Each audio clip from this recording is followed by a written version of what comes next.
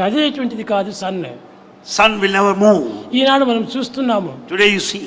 ఇప్పుడు మధ్యాహ్నం అయిపోయింది, సాయంకాలం అయింది, తెల్లవారైంది, దీనికి సన్ ఒక్కడే కదా. You may say this morning, the afternoon and the evening, but the sun is one. Morning evening afternoon అనేటువంటిది నీ యొక్క భ్రాంతిలే కానీ The morning, afternoon, evening are only your feeling. భూమి చుట్టూ తిరగటం వల్లే సన్ నీకు ఈ మార్పులు కలుగుతున్నాయి. As the earth revolves, these changes come.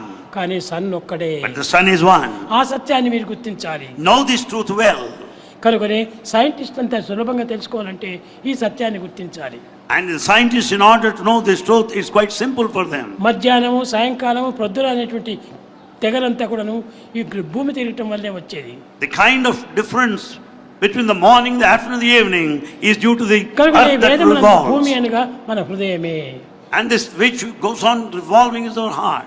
మన హృదయం అనేటువంటి భ్రాంతులు తిరుగుతున్నాయి. The illusions, the feelings, sentiments go on moving. ఇవన్నీ క్లౌడ్స్ మాదిరి వస్తున్నాయి, పోతున్నాయి. They come before us as clouds and pass. కానీ క్లౌడ్స్ నీకు సంబంధం లేదు. Don't get attached to passing clouds clouds. లోపల పొగ ఉంటుంది. There may be smoke in some clouds. Cloud లోపల ధూళి ఉంటుంది. There may be dust in some clouds. ఒక పొగ లోపల ధూళి లోపల వచ్చి గాలి ఉంటుంది. There may be air in some clouds.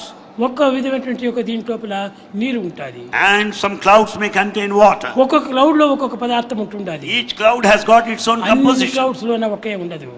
Not the same thing that is present in all ఈ of the విధంగా clouds. ఎంత భేదం వస్తుంటుందో మన భావాలు కూడా అట్టే భేదములు. Therefore, as we have differences, we do have difference in our feelings. దీంట్లో నీరు ఉంటుంది అనుకుంటావు.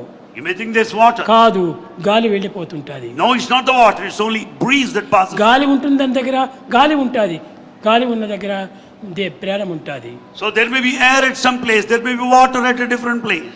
కనుక దివ్యాత్మ స్వరూపులారా, So embodiments of divine ముఖ్యంగా self. మీరు ఈ క్లౌడ్స్ భావాలకు మీరు ఏమాత్రం గురి కావద్దండి. Don't have these cloudy thoughts within you.